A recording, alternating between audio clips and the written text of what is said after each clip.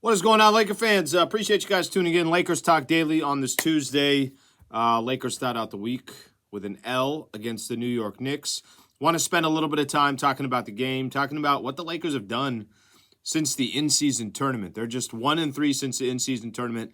Got a really difficult week the rest of the way, and just not playing good basketball. Appreciate you guys being a part of the show.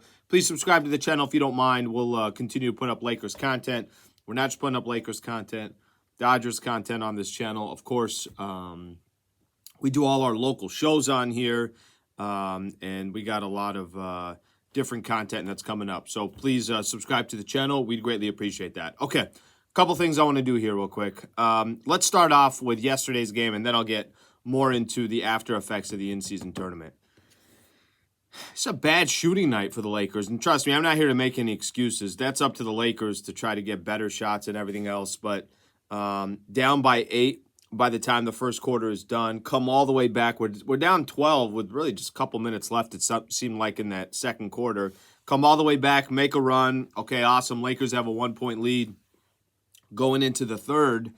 And then even got, I want to say, a 6-point lead. And once they got that 6-point lead, I don't know if they take their foot off the gas or the New York Knicks just decide, all right, let's give it everything we got. And Lakers, not enough. I just think not strategic enough. They were so bad from the 3-point line, not so bad, but bad enough from the 3-point line, but kept jacking them up. And I'm talking about specific players, which I'll get into in a second.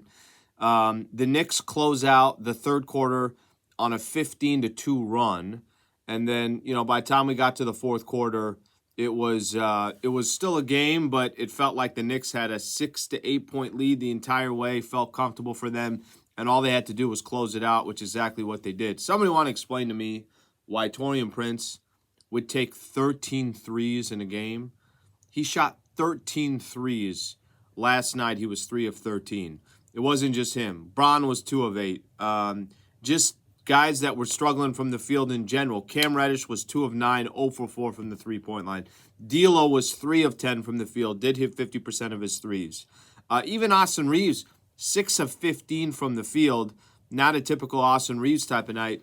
Lakers just jacking up threes. And I'm not telling you that they're terrible shots, but here's where they become terrible shots. They become terrible shots when you're not hitting them. Take a couple dribbles in. Why does everything have to be a 3 in today's NBA? Can you get a couple of 2s to just get into some kind of rhythm, get yourself feeling better about yourself? Can you get to the free throw line just to put yourself in that spot? But that number is so crazy to me that Taurean Prince would take 13 threes and at no time think to himself, all right, I'm going to drive the ball to the basket. Okay, you know what? I'm going to try to get to the free throw line. I'm going to try to get an easy bucket just to get back in rhythm. So that never happened. Overall for the Lakers, again, I think these are bad losses. You lost a game against the Dallas Mavericks after the in-season tournament, and you lost a game where they didn't have Kyrie, and then they were missing a number of their role players. You follow that up with just barely surviving against the San Antonio Spurs. I know Bron didn't play in that one, but you give up 45 in the fourth quarter and really just got lucky that time ran out. You follow that one up with a loss at San Antonio, who had lost 18 games in a row. I know the Lakers weren't completely healthy, but it's still an L. What do you want me to tell you? And then you follow that one up with a loss against the New York Knicks at home on banner night, if you want to call it banner night. Not good basketball by the Lakers over this stretch. And, I think if you look a little bit closer, I think, you could ask the question and say to yourself, okay, hey, were the Lakers were they on a high because it was the in-season tournament? All right, but still regular season games. I don't really understand why they would play that much different than everybody else. But if you just want to use that as an example, okay, then I guess we could use that as an example. But they're 15-12 now. They've dropped to number 8 in the standings, and it's just, again, something to keep in mind here as the season progresses. Were the Lakers just in a really good stretch? Were they playing at a certain level, and they thought they could just kind of switch that light on and off? Well, maybe they were able to do that in the in-season tournament, but since the in-season tournament, they're switching it on. They're trying to, but there's no power. There's no electricity running through, so that obviously has not been able to work. Couple things that also kind of I took away from yesterday's game. Obviously, the Lakers in-season tournament banner ceremony that they had. I've said this before. It is what it is. If people like it, people like it. That's your opinion. I hate it, personally, that the Lakers are putting a 7-game tournament banner up where they're putting it. That real estate, too, that it's taken. It's literally right next to the NBA championships that the Lakers have, whether in Minneapolis or the ones that they've got here in Los Angeles. I'm not a big fan of it. Couple quotes here. Darvin Ham, pregame, I think it's great for the organization. Obviously, the tournament is something that's going to be around. It's only to get bigger and better. It's really, really cool that we're doing that. A couple other ones. Braun, I think it's awesome to be able to acknowledge wins throughout the course of a marathon. I think that's pretty cool. That's the first inauguration of it. We're able to win it. So for our fans that didn't get an opportunity to be in Vegas, they got an opportunity to kind of share that celebration with us tonight, share the moment. So it was a good moment. I think there was one more from Anthony Davis that I want to read here real quick. Yeah, it's kind of a divisive topic, just if people want to see it up there or not. Actually, the banner is not bad. It's a nice banner, and it's nothing too crazy. And it's obviously different from the other World Championship banners. But the real estate that it's up, I think it's such a sought after and well-earned area to put banners up.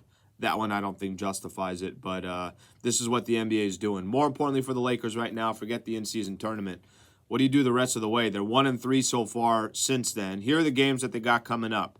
They got Chicago tomorrow. Well, Chicago, that game, the Bulls just went to Philly and won.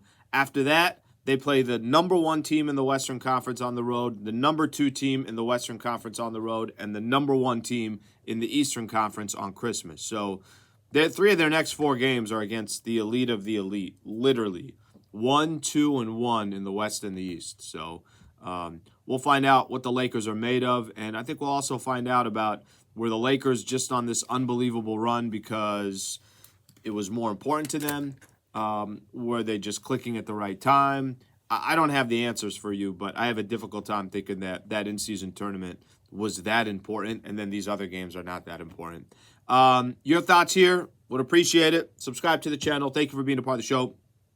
I do have Lakers talk tonight, so Travis and I will do our show today. Mason in Ireland, Sedano and Cap, and then, like I said, tonight, 7 o'clock, we'll do a little Lakers talk. Brian Windhorst is going to join the show. We'll talk about a few things, and we'll also talk about some of those rumors that are going around the Lakers. Speaking of which, you got the Chicago Bulls tomorrow, so those rumors will just continue. Appreciate you guys being a part of the show. Hope you guys have a good rest of your night.